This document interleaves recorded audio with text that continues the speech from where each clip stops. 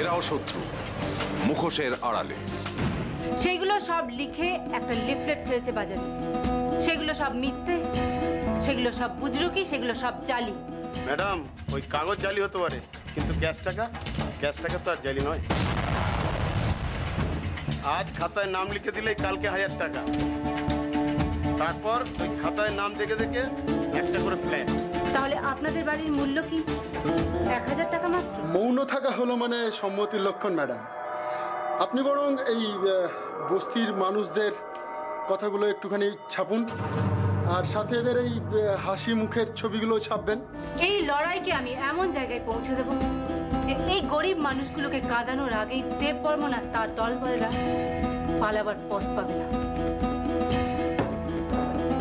কেঁদে কুল পাবে। আব্দুল দা, চলো। কে বলছেন? কে শুভাকাঙ্ক্ষী?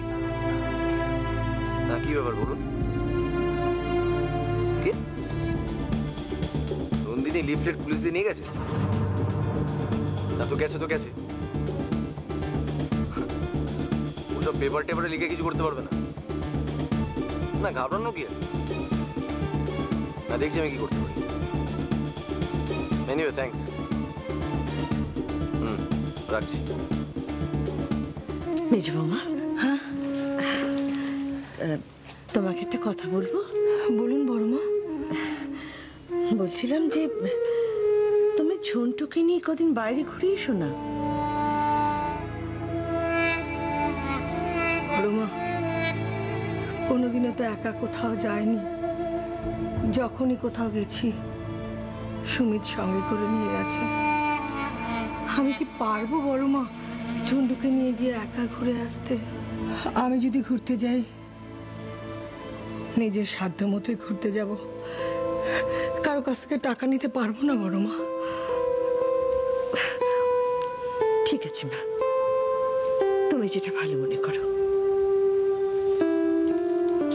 তুই ভালো আছিস তো ভাই? না রে দিদি, মনটা আমার ভালো নেই।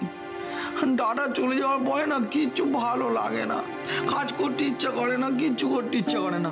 হয়তো নার্সিংহোমে তাই নন্দিনীর সাথে দেখা হলো, তাই নন্দিনীকে বললাম তোমাদের বাড়ি যাবো, নিয়ে যাবে, তাই নন্দিনীদের নিয়ে এলো।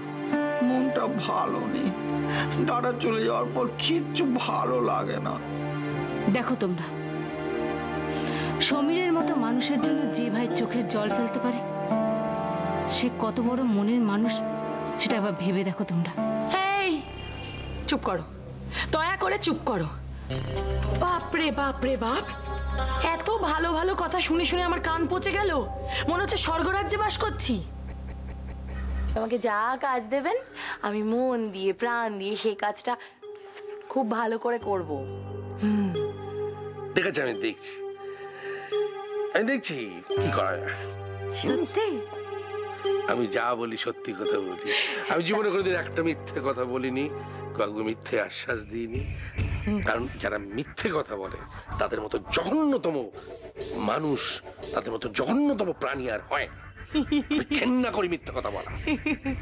একদম সত্যি। থ্যাংক ইউ, আসি।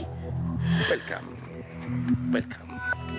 হ্যাঁ তো আব্দুল ভাই, যেটার জন্য আপনাকে ডেকেছি সেটা হচ্ছে যে ওই জমিতে আমি প্রায় সবারই সই পেয়ে গেছি। প্রায় প্রত্যেকেই আমাকে ওই নো অবজেকশন সার্টিফিকেট আমার সই করে দিয়েছে। আজকালের মধ্যে বাকি যারা আছে তারাও করে দেবে।